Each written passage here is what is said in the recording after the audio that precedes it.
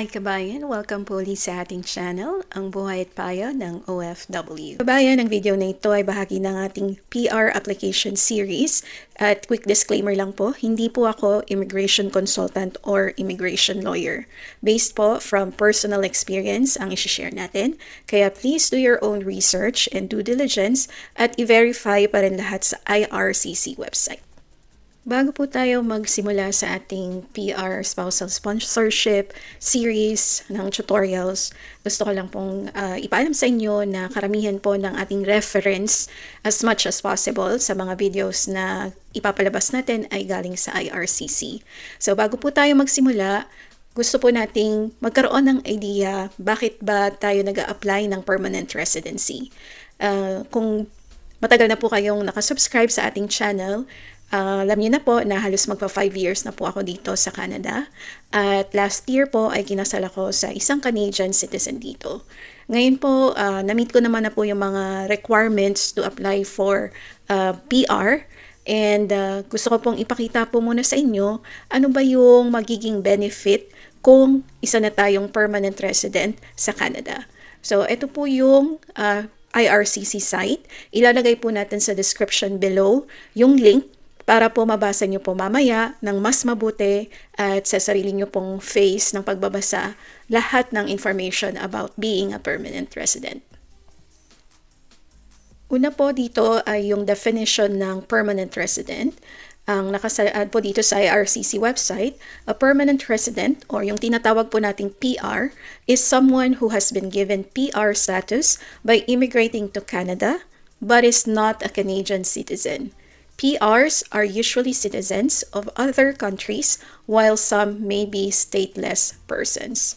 So sa case po natin, ako isang Pilipino, ang aking pong state talaga ay Philippines, but I'm deciding to immigrate here in Canada. And titingnan po natin kung ano pa po yung ibang benefits ng magiging PR or permanent resident. I-scroll lang po natin ang link na ito. Hindi ko po iisa-isahin yung mga information na to. Babasahin po natin at papaliwanagan po natin ang ilang parts na nauugnay po sa application ko. At maaari pong same tayo ng situation. So halimbawa dito, ito po sa tingin ko isa sa pinaka-importanting information, what permanent residents can do. Kung PR na po kayo, get most social benefits that Canadian citizens receive, including a social insurance number to work in Canada and healthcare coverage. And i-check nyo po kung saan kayong province kasi usually magkakaiba po sila ng mga benefits per province. Kagaya po dito sa Quebec, ibang-iba po yung processes nila versus sa ibang provinces. Another PR residents can do is you can live, work, or study anywhere in Canada. Sa case ko po, currently meron akong work permit pero closed po siya. And na-share ko po sa dati kong video na na-lay off po ako. So currently wala akong trabaho. And since closed work permit siya, hindi po ako makapag-apply ng ibang work other than the previous company. Kaya kailangan ko pong magkaroon din ng PR sa kagustuhan ko rin na makapagtrabaho ako dito sa Canada ng tuloy-tuloy. And once meron ka ng PR or isa ka ng PR, you can also eventually apply for Canadian citizenship. So hindi po natin i-discuss yan. As ang topic po natin is PR. And then you can get protection under Canadian law and the Canadian Charter of Rights and Freedoms. Must pay taxes and respect all Canadian laws at the federal, provincial, and municipal levels. So, syempre, dahil dito na tayo titira, at kahit di tayo dito nakatira, basta dito tayo nagtatrabaho, kailangan nating irespeto yung batas nila in municipal, provincial, or federal level. Kailangan nating maging mabuting citizen, especially hindi talaga tayo taga rito. If PR tayo, meron din tayong mga limitations. Like eto, you are not allowed to vote or run for political office or hold some jobs that need a high-level security clearance. So, ito yung naka-state na dalawang di natin pwedeng gawin even permanent residents na tayo.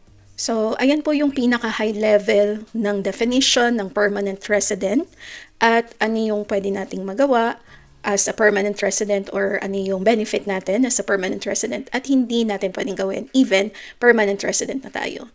Ako, ang primary reason ko is to stay with my husband here and ang secondary reason ko is for me to continue working here.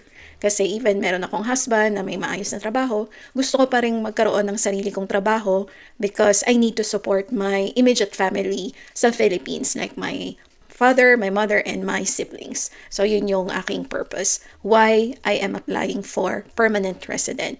Maaari pong kayo ay may different reason.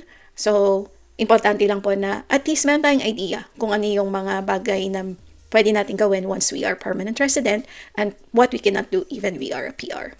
Before po tayo mag-proceed sa ating video, gusto ko lang pong ipaliwanag ulit ang aking situation bilang isang principal applicant for PR spousal sponsorship. Ako po ay isang Filipina, nakatira ngayon sa Canada, at ang aking country of birth is Philippines. Doon po ako pinanganak at lumaki. At lumipat lamang po ako sa Canada nitong 2021 for work. Ang aking pong status is on work permit and closed. Ang aking napangasawa ay isang Canadian. Kasal po kami at pareho po kaming hindi kasal sa iba bago kami magpakasal. So, first time po namin parehong magpakasal. Sinasabi ko po ito kasi may mga partner po na pwede pong annulled or divorced or widowed dahil magkakaroon po yun ng ibang situation. And nag-apply po ako inland, meaning yung application ko is from Canada since currently resident po ako ng Canada. At ang aking pong sponsor ay aking asawa. Siya po ay isang Canadian citizen, born and raised here in Canada at nakatira ngayon din sa Canada. At eligible po siyang mag-sponsor under IRCC rules. Pag-uusapan po natin yung eligibility mamaya. And sponsoring spouse for PR. So, siya po ang aking magiging sponsor. Short break lang po mga kabayan. Gusto ko lang pong hingin ng yung suporta sa ating online t-shirt store. Marami po tayong styles available in different colors, sizes, and we also ship internationally. Available po ito sa printquest.redbubble.com and ilalagay ko rin po ang link sa description below. Maraming salamat po mga kabayan sa suporta. Balik na po tayo sa ating video. Bago po kayo mag-apply ng PR, pinapayo po natin na pumunta po muna kayo sa IRCC page na ito. Ilalagay po natin ang link sa description below para marami po kayong malamang information bago po kayo magsimula ng application. At isa po sa importanteng information na pinapayo ko pong basahin at intindihin nyo pong mabuti ay yung eligibility po ng magiging sponsor nyo. Sa case po natin is yung ating asawa. So, to become a sponsor, you need to be at least 18 years old, a Canadian citizen, who is a person registered in Canada as an Indian under the Canadian Indian Act or permanent resident, living in Canada, which means if you are a Canadian citizen living outside Canada, you must show that you plan to live in Canada when your sponsored relative becomes a permanent resident. You can't sponsor someone if you're a permanent resident living outside Canada.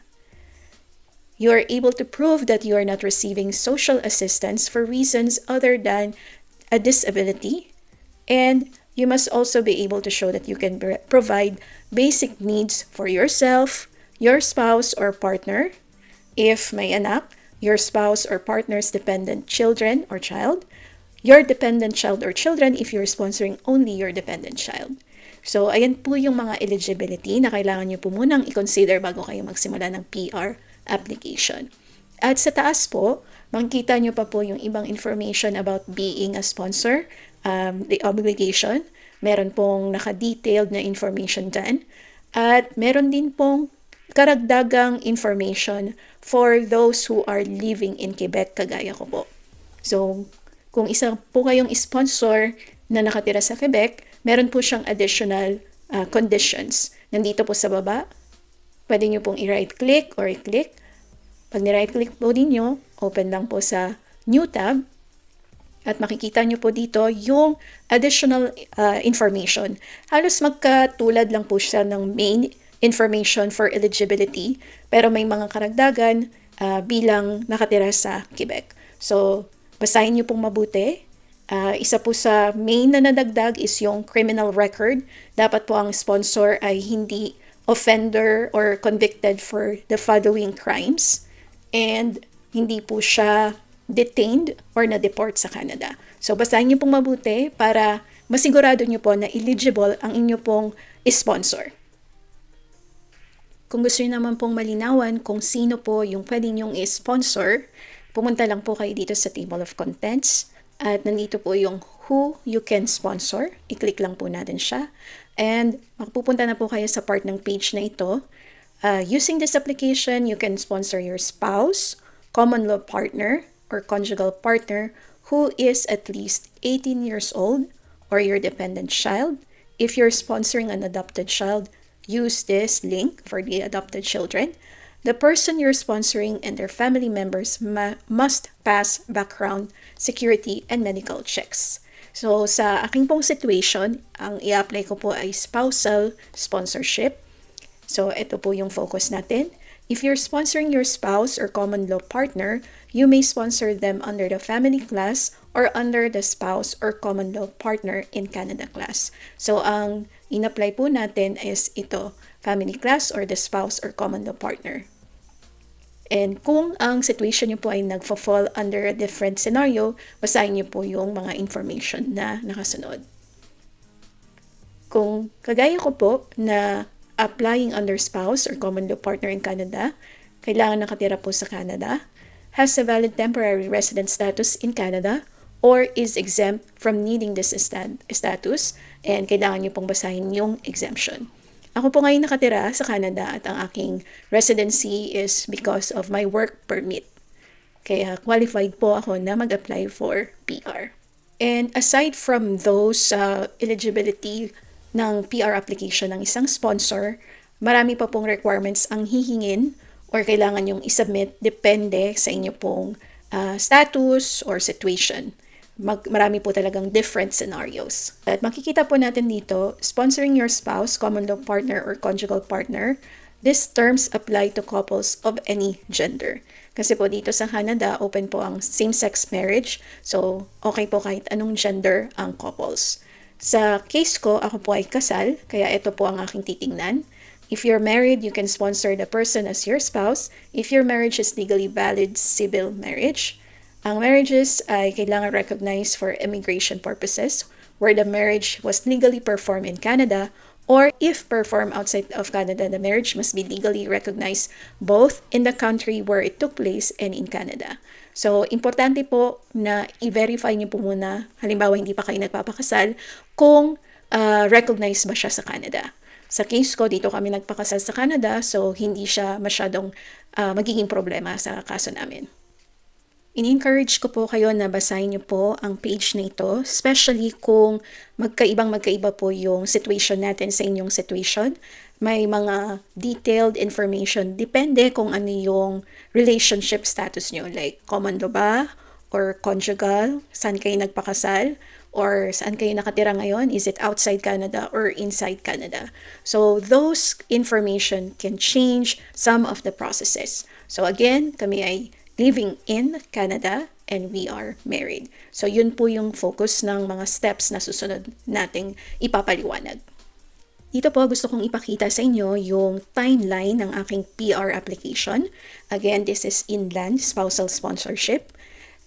Dito, noong July 2025, kami nagpakasal ng aking asawa. And it will take 3 months bago ma-receive yung hard copy ng marriage certificate. Okay?